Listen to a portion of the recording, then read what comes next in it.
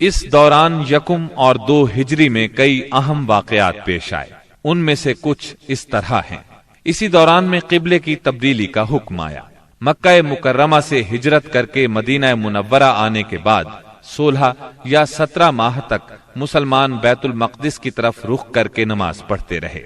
اب حکم آیا کہ خانہ کعبہ یعنی مسجد الحرام کی طرف منہ کر کے نماز ادا کی جائے۔ اسی سال میں رمضان المبارک کے روزے رکھنے اور زکوٰۃ ادا کرنے کے احکام نازل ہوئے۔ پھر عیدین کی نماز اور صدقۃ الفطر کا حکم دیا گیا۔ اسی سال میں پہلی عید الفطر اور پہلی عید الاضحیٰ پڑھی گئی۔ اسی سال نبی کریم صلی اللہ علیہ وسلم نے اپنی پیاری بیٹی سیدہ فاطمہ رضی اللہ عنہا کی شادی سیدنا علی رضی اللہ عنہ سے کی۔ سب سے بڑھ کر یہ کہ اسی سال میں مسلمانوں پر حکم الہی سے جہاد فرض کیا گیا اور مسلمانوں کو اپنے دفاع کا حق دیا گیا۔ مکہ معظمہ میں صرف تبلیغ کا حکم تھا، اب اپنے تحفظ میں تلوار اٹھانے کا حکم آ گیا۔ چنانچہ سریوں اور غزوات کا آغاز ہوا۔ جن جنگوں میں آپ نے کسی صحابی کو امیر لشکر بنا کر بھیجا وہ سریہ کہلاتی ہے، اور جن جنگی مارکوں میں آپ خود امیر لشکر ہوئے وہ غزوہ کہلاتے ہیں۔ تاریخ اسلام میں غزوات کی تعداد 21 سے لے کر 27 تک بیان کی جاتی ہے، جبکہ سریوں کی تعداد اس سے کہیں زیادہ ہے۔ اس سال کے دوران کئی غزوات ہوئے، لیکن سب سے مشہور غزوہ بدر ہے۔ نبی کریم صلی اللہ علیہ وسلم جب ہجرت کر کے مدینہ منورہ پہنچے تو ان دنوں مدینے میں ایک نہایت دولت مند اور با اثر شخص عبداللہ بن ابی تھا۔ ہجرت سے پہلے انصار میں اس کا بہت اثر و رسوخ تھا۔ انصار اسے اپنا سردار بنانے والے تھے، بلکہ اس کی تاج پوشی کے لیے ایک تاج بنوا لیا گیا تھا۔ اسی دوران میں آپ صلی اللہ علیہ وسلم ہجرت کر کے مدینہ پہنچے اور انصار کے دونوں قبائل نے آپ کے ہاتھ پر بیعت کر لی، اور میثاق مدینہ کے ذریعے سے یہودیوں نے بھی آپ کی قیادت کو تسلیم کر لیا۔ اس سے عبداللہ بن ابی کی سرداری کے منصوبے دھرے کے دھرے رہ گئے۔ اس بنا پر اس نے آپ کی مخالفت پر کمر باندھ لی۔ ادھر مشرکین مکہ جو اسلام، مسلمانوں اور رسول اللہ صلی اللہ علیہ وسلم کی دشمنی میں جل بھن رہے تھے، انہوں نے عبداللہ بن ابی کو ایک دھمکی آمیز خط تحریر کیا۔ اس خط میں انہوں نے 2 ٹوک الفاظ میں لکھا: آپ لوگوں نے ہمارے صاحب کو پناہ دے رکھی ہے، اس لیے ہم اللہ کی قسم کھا کر کہتے ہیں یا تو آپ لوگ اس سے لڑائی کریں یا اسے نکال دیں، یا پھر ہم اپنی پوری جمعیت کے ساتھ آپ لوگوں پر چڑھائی کر کے آپ کے سارے جنگجوؤں کو قتل کر دیں گے اور آپ کی عورتوں کی حرمت پامال کر دیں گے۔ جب یہ خط عبداللہ بن ابی اور اس کے ساتھیوں کو ملا تو وہ رسول اللہ صلی اللہ علیہ وسلم سے جنگ کے لیے تیار ہو گئے۔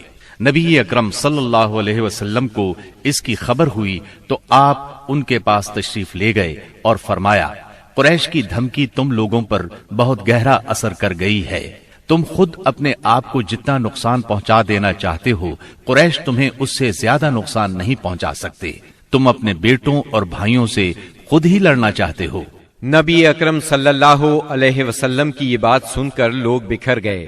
اس وقت تو عبداللہ بن ابی جنگ کے ارادے سے باز آ گیا، کیونکہ اس کے ساتھی ڈھیلے پڑ گئے تھے یا بات ان کی سمجھ میں آ گئی تھی، لیکن حقیقت میں قریش کے ساتھ اس کے تعلقات خفیہ طور پر قائم رہے، کیونکہ مسلمانوں اور مشرکین کے درمیان شر اور فساد کا کوئی موقع وہ ہاتھ سے جانے نہیں دینا چاہتا تھا۔ پھر اس نے اپنے ساتھ یہود کو بھی ملا رکھا تھا تاکہ اس معاملے میں ان سے بھی مدد حاصل کرے، لیکن وہ تو نبی صلی اللہ علیہ وسلم کی حکمت تھی جو رہ رہ کر شر و فساد کی آگ کو بجھا دیتی تھی۔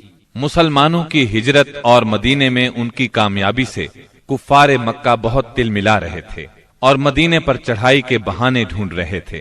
رسول اللہ صلی اللہ علیہ وسلم کے بڑھتے ہوئے اقتدار اور اسلام کی اشاعت نے مکہ میں ابو جہل اور ابو سفیان کو سخت بے چین کر دیا تھا۔ یہی کیفیت مدینے میں عبداللہ بن ابی کی تھی۔ اس نے قریش کے حوصلے بڑھائے اور انہیں یقین دہانی کرائی کہ اگر تم نے مدینے پر دھاوا بولا تو یہودی تمہارا ساتھ دیں گے۔ مسلمان جب سے مدینہ آئے تھے خطرات بڑھتے جا رہے تھے اور ان کے سروں پر منڈلا رہے تھے۔ یہی وجہ تھی کہ مسلمانوں نے راتوں کو جاگ جاگ کر مدینے کا پہرا دیا۔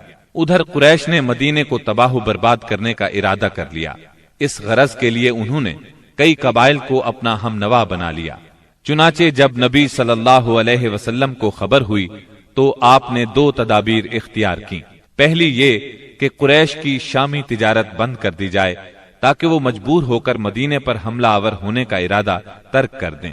دوسرے یہ کہ مدینے کے آس پاس کے قبیلوں سے امن و امان کا معاہدہ کیا جائے تاکہ قریش جنگ مسلط کریں تو انہیں غیر جانبدار رکھا جا سکے۔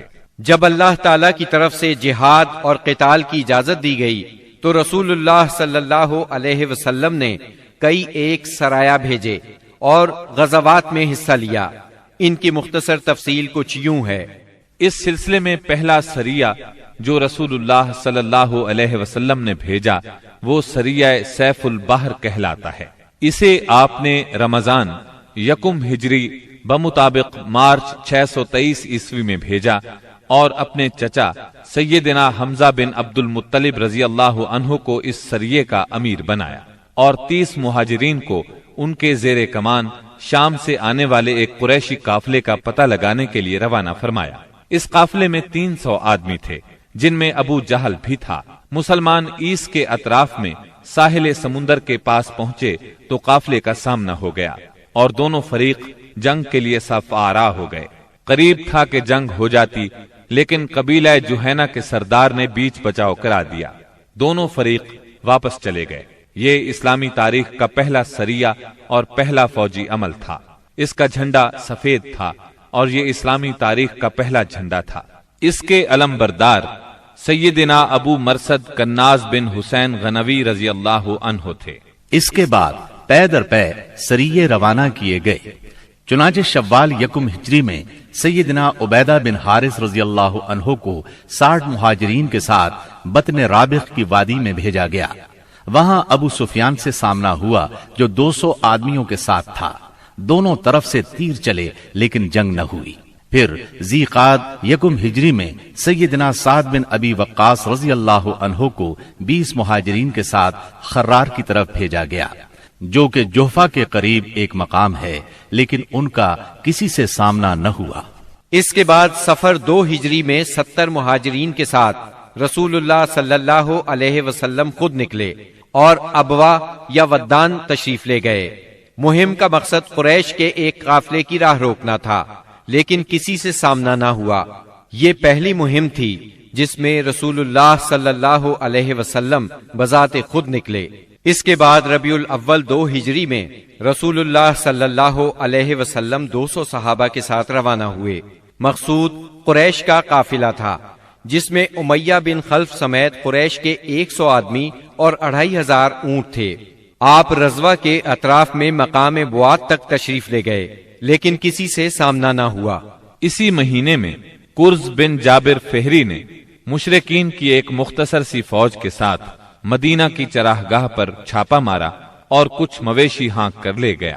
رسول اللہ صلی اللہ علیہ وسلم نے 70 صحابہ کے ہمراہ اس کا تعاقب کیا اور بدر کے اطراف میں واقع وادی صفوان تک تشریف لے گئے، لیکن کرز نکل بھاگا۔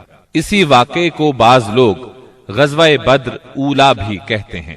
اس کے بعد آپ جمادی الاولا یا جمادی الاخری 2 ہجری میں 150 یا 200 مہاجرین کے ساتھ ذوالعشیرہ تک تشریف لے گئے۔ مقصود قریش کے ایک قافلے کو روکنا تھا جو ملک شام جا رہا تھا، لیکن آپ کے پہنچنے سے پہلے وہ جا چکا تھا۔ اس سفر میں آپ نے بنو مدلج اور ان کے حلیف بنو زمرہ سے جنگ نہ کرنے کا معاہدہ کیا۔ پھر رجب 2 ہجری میں نبی اکرم صلی اللہ علیہ وسلم نے سیدنا عبداللہ بن جہش اسدی رضی اللہ عنہ کو 12 مہاجرین کے ساتھ مکہ اور طائف کے درمیان ایک مقام نخلہ کی طرف روانہ کیا۔ مقصد یہ تھا کہ وہ قریش کے ایک قافلے کی خبر لائیں، مگر ان لوگوں نے قافلے پر حملہ کر کے عمرو بن حضرمی کو قتل اور عبداللہ بن مغیرہ کے بیٹے عثمان اور مغیرہ کے غلام حکیم بن کیسان کو قید کر لیا اور قافلے کو ہانک لائے۔ ان کے ایسا کرنے پر آپ ان سے ناراض ہوئے، چنانچہ قیدیوں کو چھوڑ دیا گیا اور مقتول کا خون بہا ادا کیا گیا۔ یہ واقعہ رجب کی آخری تاریخ کو پیش آیا تھا۔ اس لیے مشرکین نے شور مچایا کہ مسلمانوں نے حرام مہینے کی حرمت پامال کر ڈالی۔ اس پر سورہ بقرہ کی آیت 217 نازل ہوئی۔ لوگ آپ سے حرام مہینے میں لڑائی کے بارے میں پوچھتے ہیں، آپ کہہ دیجئے اس میں جنگ کرنا بڑا گناہ ہے، اور اللہ کی راہ سے روکنا اور اس کے ساتھ کفر کرنا، مسجد حرام سے روکنا اور اس کے باشندوں کو وہاں سے نکالنا، یہ سب اللہ کے نزدیک اور زیادہ بڑا جرم ہے اور فتنہ قتل سے بڑھ کر ہے۔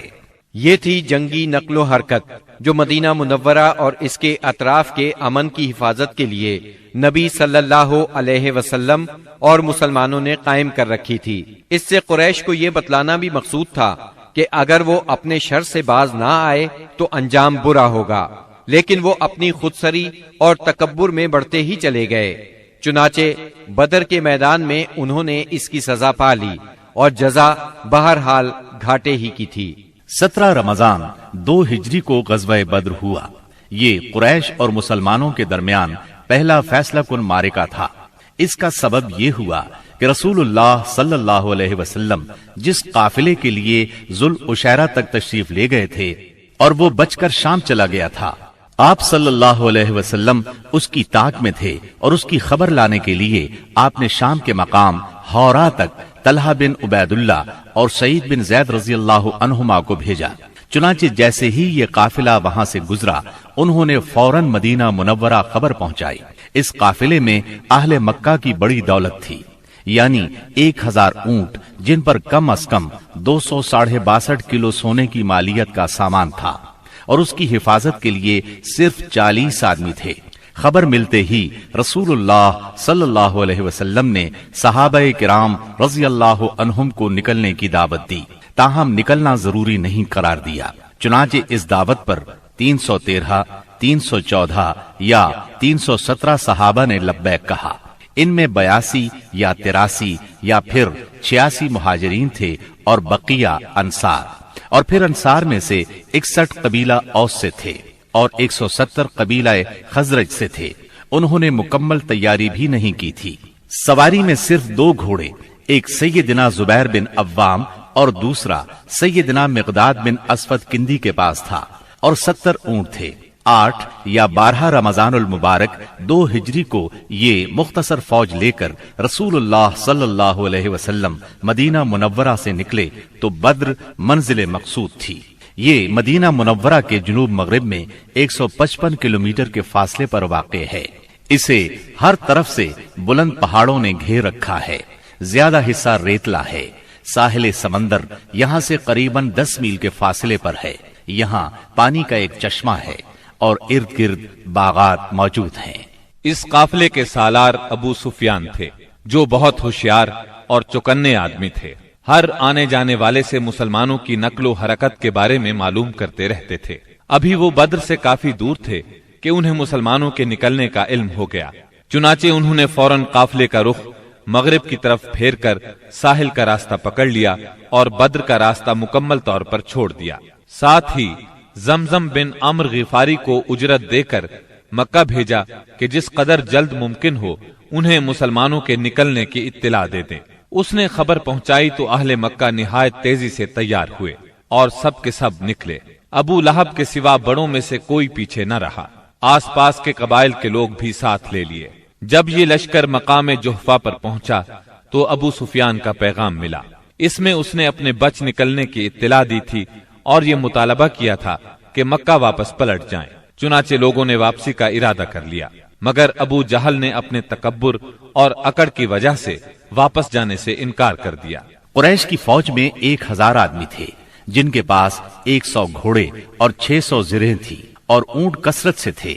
ایک طرف انہیں اپنی کثرت پر ناز اور ساز و سامان پر فخر تھا، تو دوسری طرف نبی کریم صلی اللہ علیہ وسلم عز و انکسار سے اللہ کی بارگاہ میں ہاتھ پھیلائے دعا کر رہے تھے۔ آپ کی دعا کے الفاظ یہ تھے: اے باری تعالی، اگر مسلمانوں کی یہ مٹھی بھر جماعت ہلاک ہو گئی تو روئے زمین پر کبھی تیری عبادت نہ کی جائے گی۔ اے اللہ، اگر تو چاہے تو آج کے بعد کبھی تیری عبادت نہ کی جائے۔ آپ نے خوب تضرع اور خلوص سے دعا کی، یہاں تک کہ آپ کی چادر آپ کے کندھوں سے گر گئی۔ سیدنا ابو بکر رضی اللہ عنہ نے چادر درست کی اور عرض کیا، اے اللہ کے رسول بس کریں۔ آپ نے اپنے رب سے جی بھر کے دعا فرما لی۔ دونوں لشکر آمنے سامنے آئے تو سب سے پہلے مشرکین میں سے بہترین سالار عتبہ، شیبہ اور ولید بن عتبہ میدان میں نکلے۔ عتبہ اور شیبہ ربیہ کے بیٹے تھے۔ انہوں نے للکار کر کہا، آؤ تم میں سے کون ہمارے مقابلے پر آتا ہے۔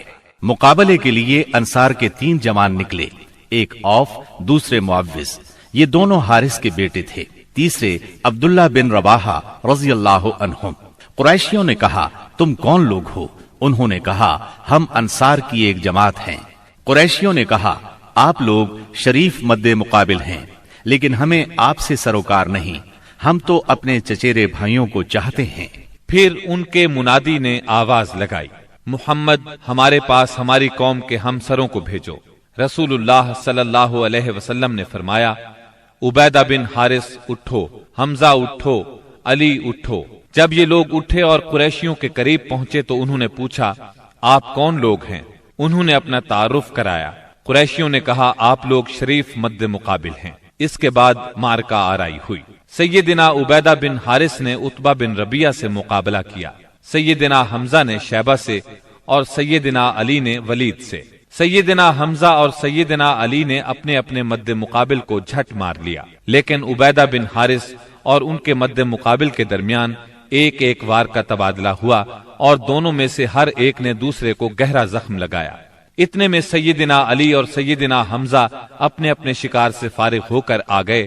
آتے ہی عتبہ پر ٹوٹ پڑے، اس کا کام تمام کیا اور سیدنا عبیدہ کو اٹھا لائے۔ ان کا پاؤں کٹ گیا تھا اور آواز بند ہو گئی تھی، جو مسلسل بند ہی رہی، یہاں تک کہ جنگ کے 4 یا 5ویں دن جب مسلمان مدینے سے واپس ہوتے ہوئے وادی صفرا سے گزر رہے تھے، ان کا انتقال ہو گیا۔ مبارزت کا نتیجہ مشرکین کے لیے برا ثابت ہوا، چنانچہ وہ غصے سے بے قابو ہو کر مسلمانوں کی صفوں میں تندی کے ساتھ ٹوٹ پڑے، گھمسان کا رن پڑا اور کشتوں کے پشتے لگ گئے۔ اس سے مشرکین کی صفوں میں اضطراب کی لہر دوڑ گئی۔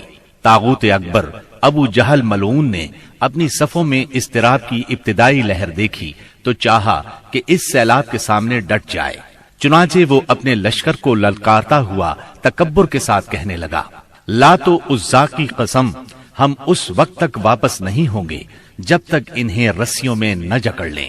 دیکھو تمہارا کوئی آدمی ان کے کسی آدمی کو قتل نہ کرے، بلکہ انہیں پکڑو اور گرفتار کرو تاکہ ہم ان کو اس حرکت کا مزہ چکھائیں۔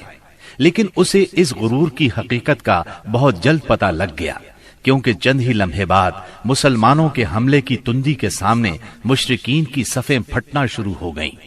البتہ ابو جہل اب بھی اپنے گرد مشرکین کا ایک غول لیے جمع ہوا تھا۔ اس غول نے ابو جہل کے چاروں طرف تلواروں کی باڑھ اور نیزوں کا ایک جنگل قائم کر رکھا تھا، لیکن غیرت مند مسلمانوں کے اسلامی ہجوم کی آندھی نے اس باڑھ کو بھی بکھیر دیا اور اس جنگل کو بھی اکھیڑ دیا۔ اس کے بعد یہ طاغوت اکبر دکھائی پڑا۔ مسلمانوں نے دیکھا کہ وہ ایک گھوڑے پر چکر کاٹ رہا ہے، ادھر اس کی موت 2 انصاری جوانوں کے ہاتھوں اس کا خون چوسنے کی منتظر تھی۔ طاغوت اکبر ابو جہل کے قتل کا عبرتناک واقعہ بیان کرتے ہوئے عبد الرحمن بن عوف رضی اللہ عنہ فرماتے ہیں کہ میں جنگ بدر کے روز صف کے اندر تھا کہ اچانک مڑا تو کیا دیکھتا ہوں کہ دائیں بائیں 2 نوعمر جوان ہیں۔ گویا ان کی موجودگی سے میں حیران ہو گیا کہ اتنے میں ایک نے اپنے ساتھی سے چھپا کر مجھ سے کہا، چچا جان مجھے ابو جہل کو دکھلا دیجیے۔ میں نے کہا، بھتیجے تم اسے کیا کرو گے؟ اس نے کہا، مجھے بتایا گیا ہے کہ وہ رسول اللہ صلی اللہ علیہ وسلم کو گالی دیتا ہے۔ اس ذات کی قسم جس کے ہاتھ میں میری جان ہے، اگر میں نے اس کو دیکھ لیا تو میرا وجود اس کے وجود سے الگ نہ ہوگا، یہاں تک کہ ہم میں سے جس کی موت پہلے لکھی ہے وہ مر جائے۔ وہ کہتے ہیں مجھے اس پر تعجب ہوا۔ اتنے میں دوسرے نوعمر نوجوان نے مجھے اشارے سے متوجہ کر کے یہی بات کہی۔ ان کا بیان ہے کہ میں نے چند ہی لمحوں بعد دیکھا کہ ابو جہل لوگوں کے درمیان چکر کاٹ رہا ہے۔ میں نے کہا، ارے دیکھتے نہیں، یہ رہا تم دونوں کا شکار جس کے بارے میں تم مجھ سے پوچھ رہے تھے۔ فرماتے ہیں کہ یہ سنتے ہی وہ دونوں شاہین اپنی تلواریں لیے جھپٹ پڑے اور اسے مار کر قتل کر دیا۔ پھر پلٹ کر رسول اللہ صلی اللہ علیہ وسلم کے پاس آئے۔ آپ نے فرمایا تم میں سے کس نے قتل کیا ہے؟ دونوں نے کہا میں نے قتل کیا ہے۔ آپ نے دونوں کی تلواریں دیکھیں اور فرمایا تم دونوں نے قتل کیا ہے، البتہ ابو جہل کا سامان معاذ بن عمرو بن جموح کو دیا۔ دونوں حملہ آوروں کا نام معاذ بن عمرو بن جموح اور معاذ بن افرا ہے۔ سیرت نگار ابن اسحاق کا بیان ہے کہ معاذ بن عمرو بن جموح نے کہا کہ میں نے مشرکین کو سنا وہ ابو جہل کے بارے میں کہہ رہے تھے ابو الحکم تک کسی کی رسائی نہ ہو۔ معاذ بن عمرو کہتے ہیں کہ جب میں نے یہ بات سنی تو اسے اپنے نشانے پر لے لیا اور اس کی سمت جمع رہا۔ جب گنجائش ملی تو میں نے حملہ کر دیا اور ایسی ضرب لگائی کہ اس کا پاؤں نصف پنڈلی سے اڑ گیا۔ واللہ جس وقت یہ پاؤں اڑا ہے تو میں اس کی تشبیہ صرف اس گٹھلی سے دے سکتا ہوں جو موصل کی مار پڑنے پر جھٹک کر اڑ جائے۔ کہتے ہیں کہ ادھر میں نے ابو جہل کو مارا اور ادھر اس کے بیٹے اکرما نے میرے کندھے پر تلوار چلائی، جس سے میرا ہاتھ کٹ کر میرے بازو کے چمڑے سے لٹک گیا اور لڑائی میں مخل ہونے لگا۔ میں اسے اپنے ساتھ گھسیٹتے ہوئے سارا دن لڑا، لیکن جب وہ مجھے اذیت پہنچانے لگا تو میں نے اس پر اپنا پاؤں رکھا اور اسے زور سے کھینچ کر الگ کر دیا۔ اس کے بعد ابو جہل کے پاس معوذ بن افرا پہنچے، وہ زخمی تھا۔ انہوں نے اسے ایسی ضرب لگائی کہ وہ وہیں ڈھیر ہو گیا، صرف سانس آتی جاتی رہی۔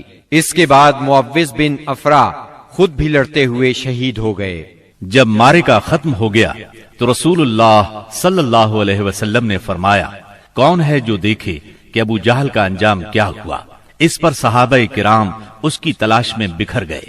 عبداللہ بن مسعود رضی اللہ عنہ نے اسے اس حالت میں پایا کہ ابھی سانس آ جا رہی تھی۔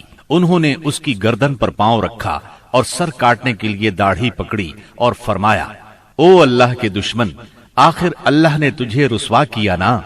اس نے کہا مجھے کاہے کو رسوا کیا؟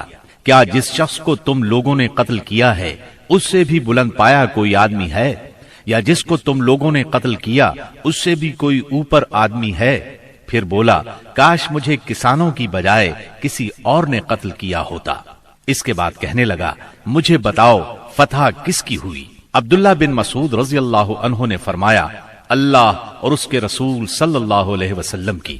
اس کے بعد عبداللہ بن مسعود رضی اللہ عنہ سے جو اس کی گردن پر پاؤں رکھ چکے تھے کہنے لگا او بکری کے چرواہے، تو بڑی اونچی اور مشکل جگہ پر چڑھ گیا۔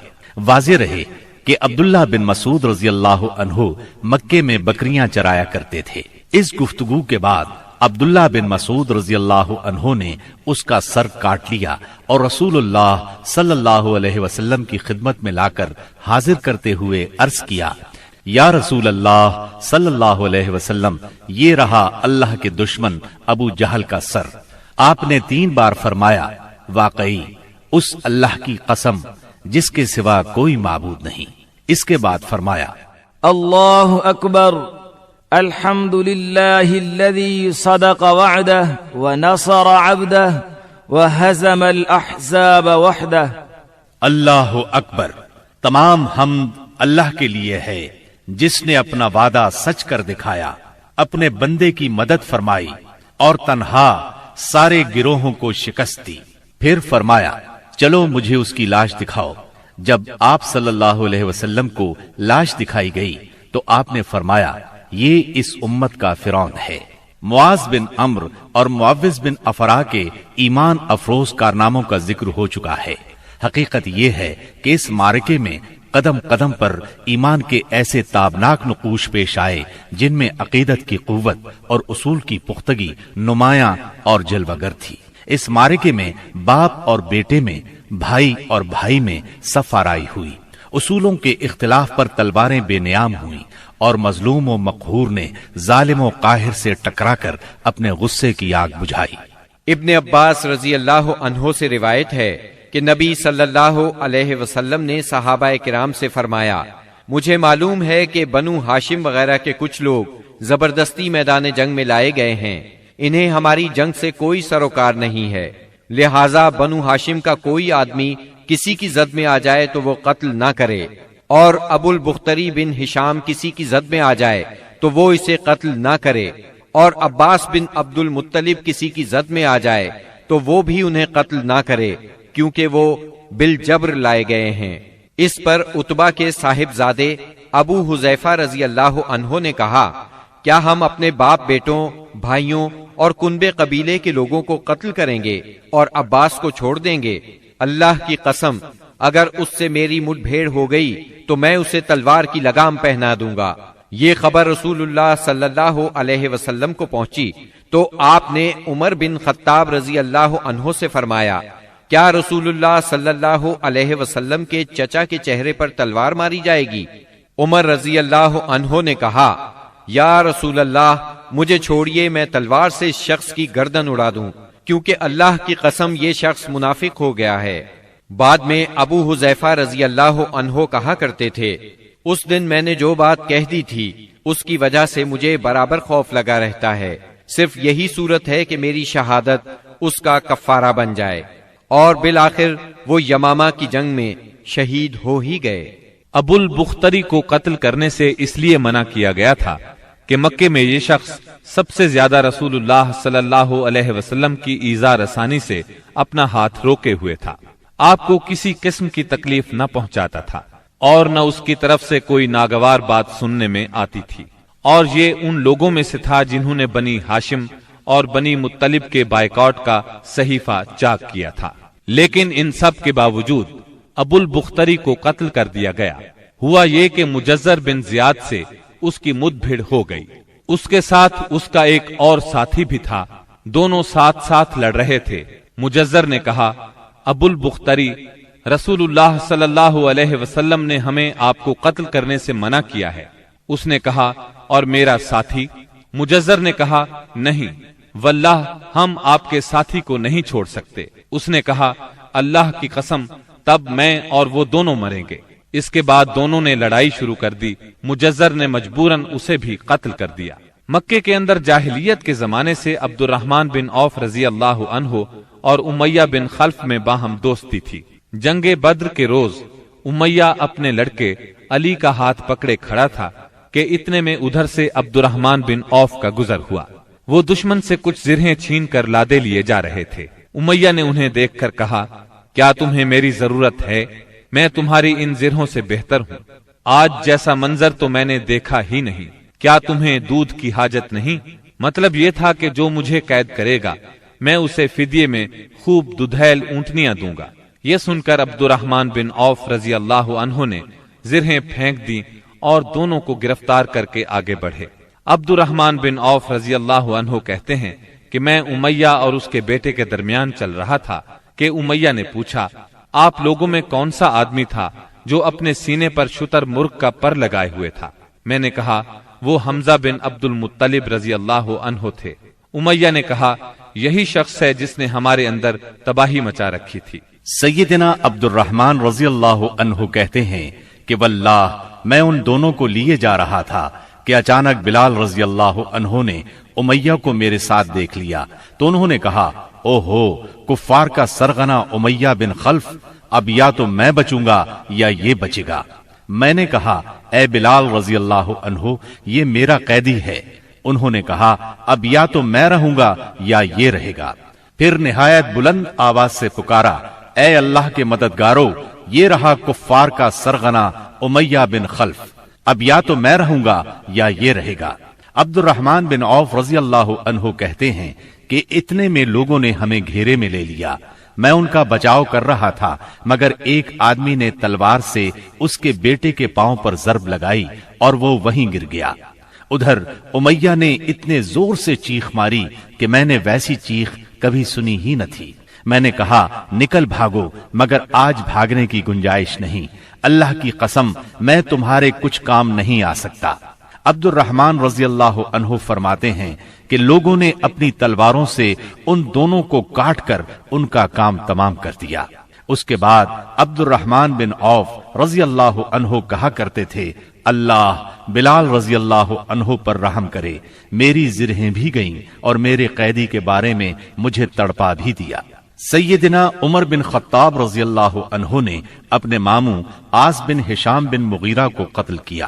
سیدنا ابو بکر صدیق رضی اللہ عنہ نے اپنے بیٹے عبد الرحمن کو جو اس وقت مشرکین کے ہمراہ تھے پکار کر کہا، او خبیث، میرا مال کہاں ہے؟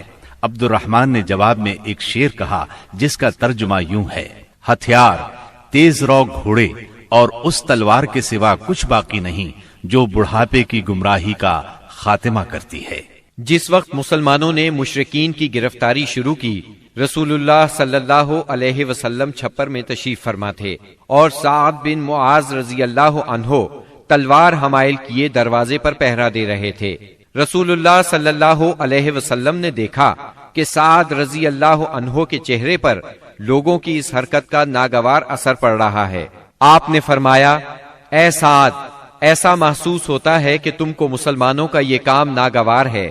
انہوں نے کہا، جی ہاں، اللہ کی قسم، اے اللہ کے رسول، یہ اہل شرک کے ساتھ پہلا معرکہ ہے جس کا موقع اللہ نے ہمیں فراہم کیا ہے، اس لیے اہل شرک کو باقی چھوڑنے کی بجائے مجھے یہ بات زیادہ پسند ہے کہ انہیں خوب قتل کیا جائے اور اچھی طرح کچل دیا جائے۔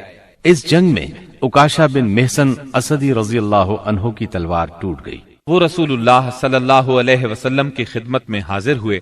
آپ نے انہیں ایک چھڑی تھما دی اور فرمایا، عکاشہ، اسی سے لڑائی کرو۔ عکاشہ نے اسے رسول اللہ صلی اللہ علیہ وسلم سے لے کر ہلایا تو وہ ایک لمبی، مضبوط اور چمچم کرتی ہوئی سفید تلوار میں تبدیل ہو گئی۔ پھر انہوں نے اسی سے لڑائی کی یہاں تک کہ اللہ نے مسلمانوں کو فتح نصیب فرمائی۔ اس تلوار کا نام اون یعنی مدد رکھا گیا تھا۔ یہ تلوار مستقلاً عکاشہ رضی اللہ عنہ کے پاس رہی اور وہ اسی کو لڑائیوں میں استعمال کرتے رہے، یہاں تک کہ دور صدیقی میں مرتدین کے خلاف جنگ کرتے ہوئے شہید ہو گئے۔ اس وقت بھی یہ تلوار ان کے پاس ہی تھی۔ خاتمہ جنگ کے بعد مصعب بن عمیر ابدری رضی اللہ عنہ اپنے بھائی ابو عزیز عمیر ابدری کے پاس سے گزرے۔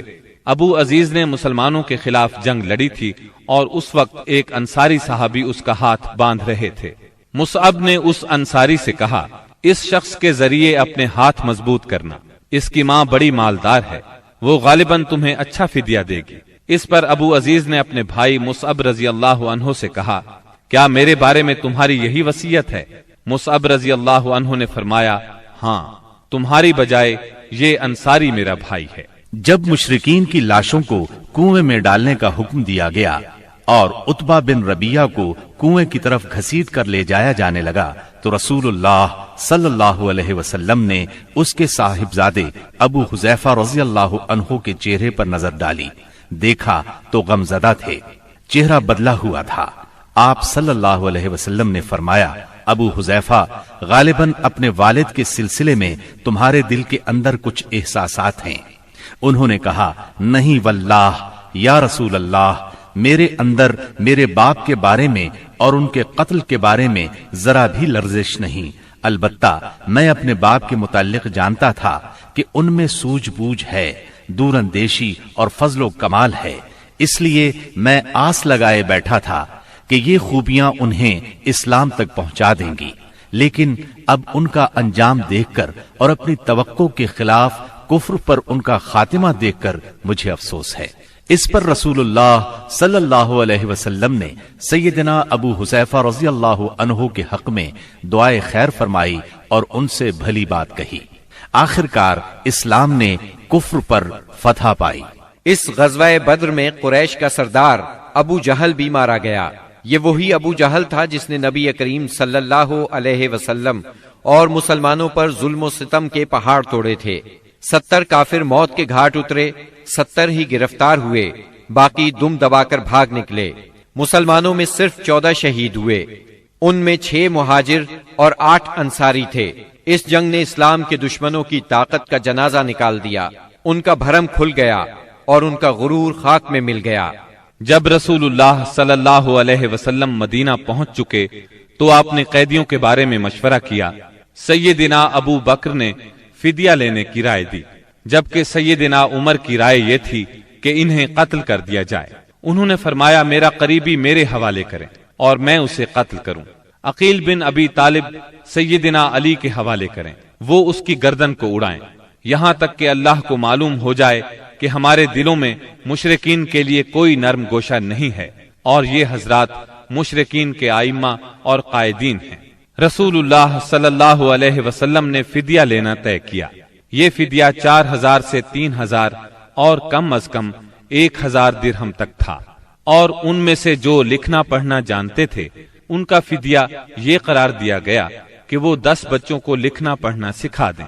غزوہ بدر میں قریش کے 70 آدمی مارے گئے، ان میں عتبہ اور ابو جہل جیسے رئیس شامل تھے۔